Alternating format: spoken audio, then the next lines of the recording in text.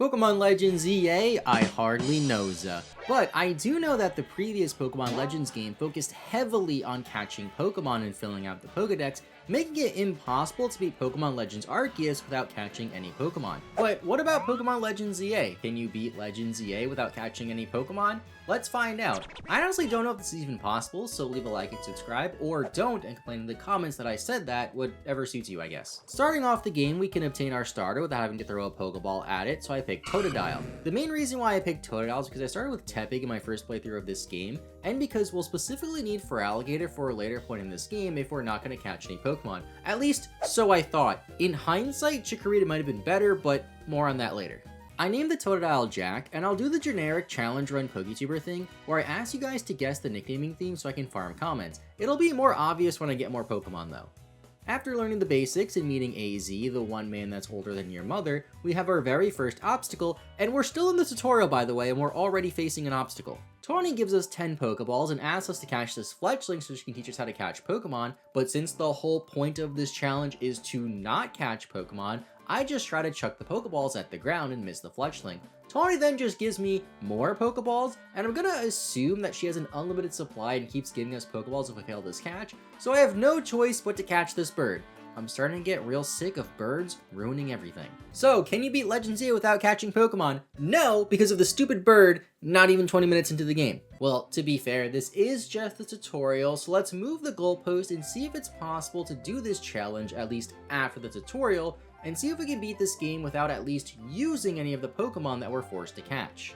Mabel then asked us to get to 5 species of Pokemon in our Pokedex, so I thought I could get around this by getting some gift Pokemon, but if you go too far away from Wild Area 1, Tawny stops you and makes you turn around, forcing you to get all your Pokemon in Wild Area 1. Not off to a great start yet. That's 2 instances in the first half hour of the game where we just failed this challenge. But now with the tutorial fully out of the way, we can focus on not catching Pokemon, I guess. Kind of counterintuitive, given the fact that Pokemon has a big focus on catching all the Pokemon, especially this game with all the wild areas, and I only ever went to the first wild area because you were forced to go into it. But thanks to limited time Wi-Fi events, we can actually get our second Pokemon without having to throw a Pokeball. I'm not sure how long this Wi-Fi event is running, but to celebrate the launch of the game, you can connect online to get a gift route and a Gardevoir, which can be pretty useful later on. There aren't too many Pokemon you can get without catching Pokemon in this game, who would have thought? So this route that I named Kate is really nice. So far we have Jack the Totodile and Kate the routes. Pretty obvious to get the nicknaming theme by now, but some people might still be lost and locked out of knowing what the theme was. It'll be a little while before we can get our next party member, so I focus on progressing the story with just our 2 Pokemon and fight Zack for our very first rank up battle in the ZA Royale. After the battle, we have some more tutorial-like stuff where Tawny asks us to jump off a building.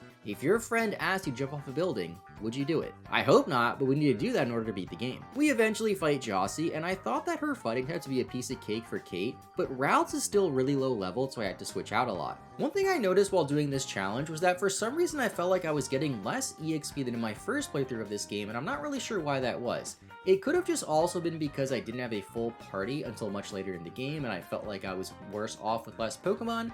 I don't really know. Since that last battle was a bit of a struggle, I then tried to find a third party member for our team. At the time that I played this game, it was only a few days after release, so all the information about this game wasn't out yet, and honestly, by the time that I made this video, there might have been more gift Pokemon that were discovered that I didn't know at the point of this video. If there are, I'll edit that over here. Okay, I'm not even editing this video. I'm literally transferring the footage from my camera to my computer. I go to Twitter, I see Sarah B. Joe post how there's a Japanese-only event for a Slowpoke in ZA. Which, why couldn't I get that, Nintendo? I just finished the playthrough and I couldn't use...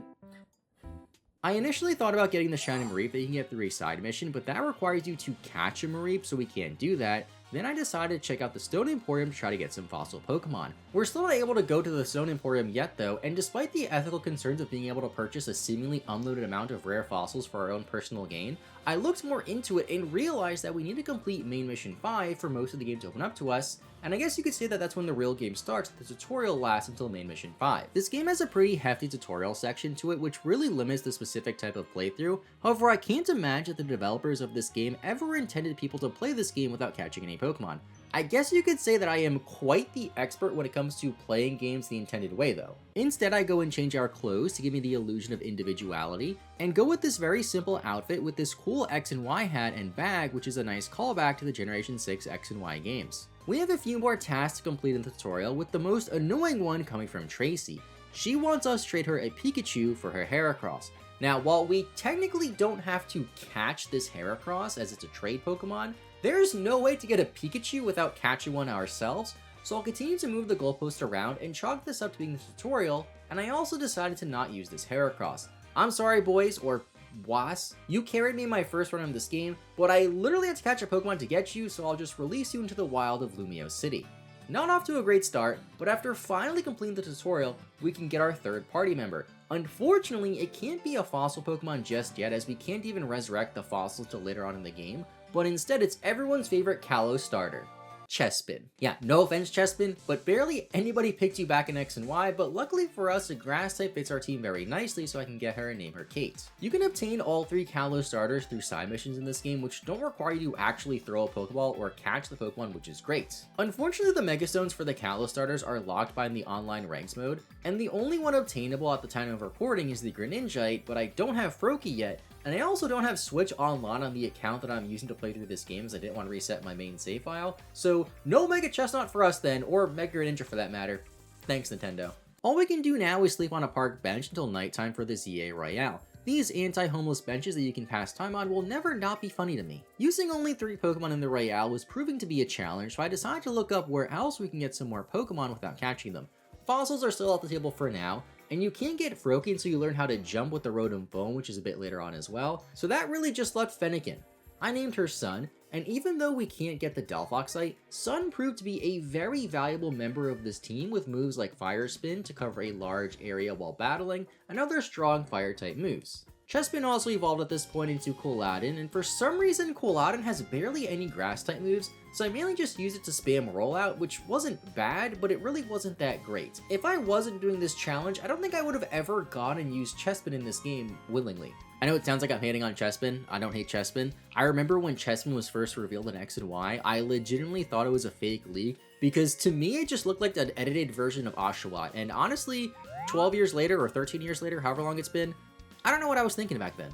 We can at least use our new Firefox Pokemon to fight against Naveen. Then at this point, I didn't know what else to do. I wanted a new party member, but learned the hard way that we still can't get Froakie yet, so instead I used the ZA Royale mainly to grind up the existing 4 party members. I then checked some of the missions that we had and realized we had one back with Mabel where she gives us a Kanto starter Pokemon. A nice callback to X and Y where Sycamore gives you a starter in his lab, and a welcome addition to our team since all 3 Kanto starters can Mega Evolve in this game. Mega Pokemon are significantly better than non-Megas in this game, as you can Mega Evolve multiple times per battle, so I recommend having as many Megas as possible when you play through Legend ZA. Since I started with Totodile because Breaksy was really good, I opted to go for Bulbasaur, which is also my favorite Kanto starter. I can see Quilladin getting replaced for a gift Pokemon later on, however I didn't realize that the Venusaurite was obtained until much later on in the game, at least compared to the other Kanto starters. I mean, Charizard gets 2 of them, what's up with that? So it might have been a mistake. Again, in hindsight, I probably should have started with Meganium for my grass type, and then started with Froakie for my Kalos starter, so I could have potentially gotten the Megastone if I was willing to spend $20, I guess. And then at this point, I could have got Charizard for my fire type, so I would have had 3 Megas by now, but no, I didn't really plan too much for this playthrough. I didn't realize that it was actually technically impossible, but we're still continuing, I don't care. I ended up naming the Bulbasaur Sawyer and evolved it to Ivysaur during the ZA Royale before ranking up to rank V. Our team is slowly starting to take shape now, and after following this weird radioactive dog around, we can get our next encounter in the story in Mega Absol. We're temporarily given a Mega Lucario to fight this rogue Mega Absol, and luckily for us, after defeating the Absol, it just joins our team, so I name it Rose. There's still a couple of more Pokemon we can get in this challenge, but next in the story we have to go to Quasartico's building and fight Vinny for our next rank up mission. Vinny has a Mega Drampa, and out of all of the new Megas in Legend ZA, this has to be the most random one. I like Drampa, it's actually one of my favorite Generation 7 Pokemon from the Alola region. It just feels so random for Vinny to have one, and not like a Mega Lopunny when he has a dead Baneri on his head.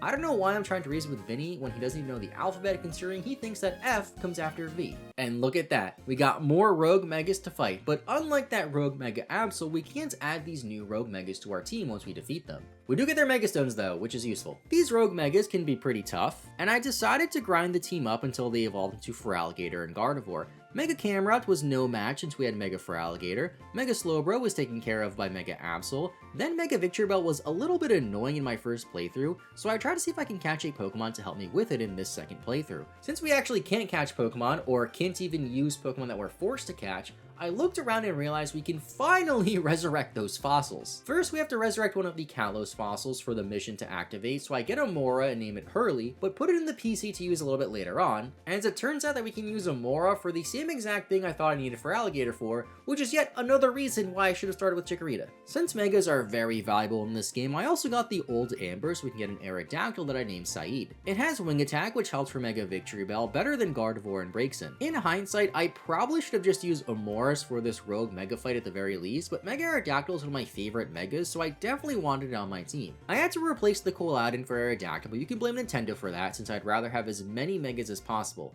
Right now, the Braixen is the only thing on the team that won't be able to Mega Evolve once it evolves into Delphox, so thanks again Nintendo for ruining that. I briefly thought about replacing Braixen for Greninja just so I could have a full team of Megas, but I liked the fire typing that Delphox offered, and already had a water type in Feraligatr and a dark type in Absol, which would have kinda just made Greninja a bit redundant. Fire types are also useful to get rid of those Brambles, although there are really not that many of them in the game.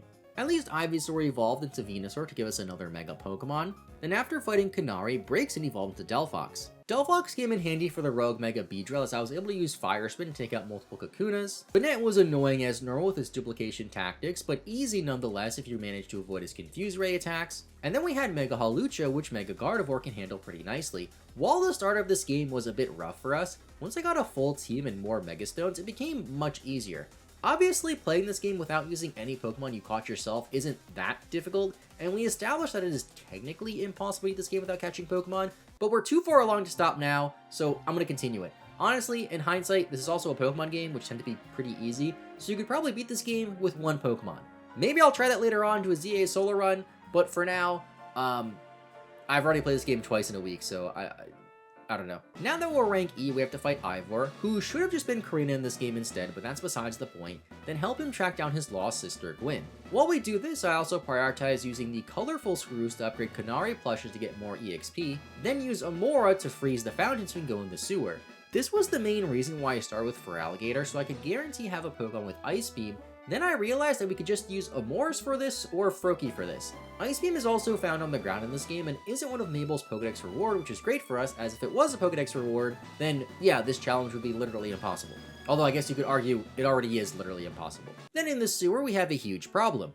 Another huge problem. So far, the only Pokemon we were forced to catch in this game were in the tutorial, so you can kind of give that a pass a little bit, but down here, pretty late in the game, we are forced to catch a Klefki. I tried knocking it out, but nope, it just reappears again, and the game makes you catch it, so you can try to use it to open the gate in the sewer. Then when that doesn't work, Ivor just punches the gate and it opens, so we got that Klefki for no reason.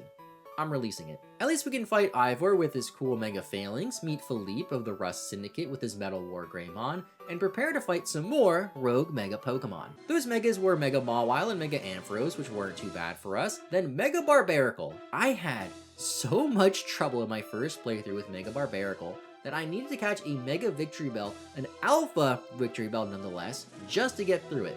We can't do that this time around though, and we still don't have access to the Venusaur, which would have also been very good for this Mega fight, so instead I used the tried and true Pokemon strategy of spamming healing items.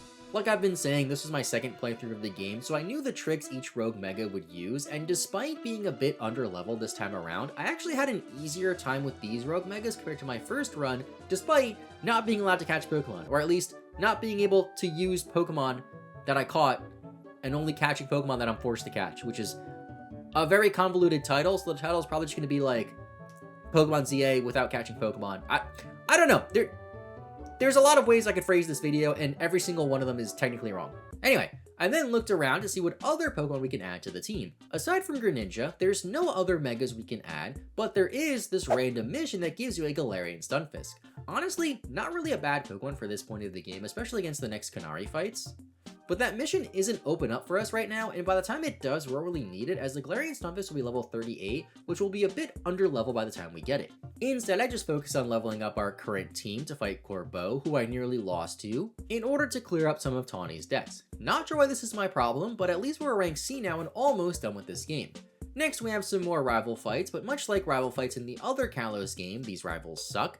Then we get sucked into some tournament by a green-haired cat main. Honestly, can't say that's the first time that happened to me, but this tournament gets interrupted so we can fight some more rogue megas, like a Mega Venusaur, so we can finally get a Venusaur of our own and have Mega Venusaur on our team. Another rogue mega at this section is Mega Frostlass, and I heard a rumor that apparently Frostlass was planned to have a Gigantamax form in Sword and Shield, but that was scrapped for some reason, and Mega Frostlass in this game does kind of look like it could have been a G-Max Pokemon because it's so tall. I have no idea if that's true or just speculation, but it just adds to all the weird connections that Legends ZA has to the Galar region. After those rogue megas are defeated, we can return to Justine's tournament with the spiffy suit and lay waste to all these intrepid trainers in 2 shakes of a lamb's tail. Now we can finish the tournament, fight Zygarde 50% form, get to rank B, and have some more rogue megas. Great.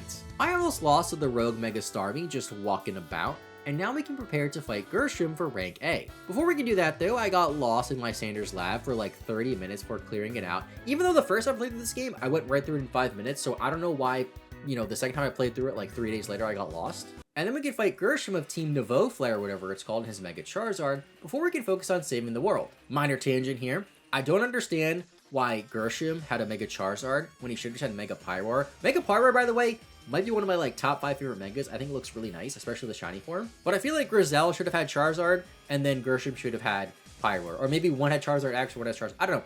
We all know Pokemon loves Charizard, so why am I even complaining? Now we can focus on saving the world, and yeah, this was long and tedious towards the very tail end of the game, but we did it. There was no other Pokemon we can catch, we defeat a ton of random rogue megas with the help of our friends, go on this ridiculous scaffolding, and then finally defeat these flowers, use a Mega Zygarde that we didn't have to catch, and defeat the tower because the real enemy of this game is the Eiffel Tower, apparently. Honestly, this might be a bit lame. I just didn't add any new party members to the team for like the second half of the game. Outside of what we already have, the only other Pokemon we can get are Tyrants, but I already have Mega Aerodactyl on the team, a Galarian Stunfisk, which can't Mega Evolve, Froakie, which we discussed earlier, and then a Spupa, but who even cares about Spupa? In hindsight, I probably should have gotten the Spupa much earlier on, I just didn't know about it until I was much later in the game, and yeah, we were able to beat the rest of this game without catching any Pokemon. Sort of. If you don't count the Pokemon we were forced to catch, then yeah, we completed the challenge, but if you want to be super technical, then yeah, this challenge is also impossible. So enough of that. I spent like 40 hours playing this game over the course of 6 or 7 days, so I'm going to 6 or 7, huh? So I'm going to do the only logical thing, start up a third save file of this game and beat this game with only shiny Pokemon, which I actually started before I even recorded this part of the video because I am insane. So I'm leaving. Goodbye.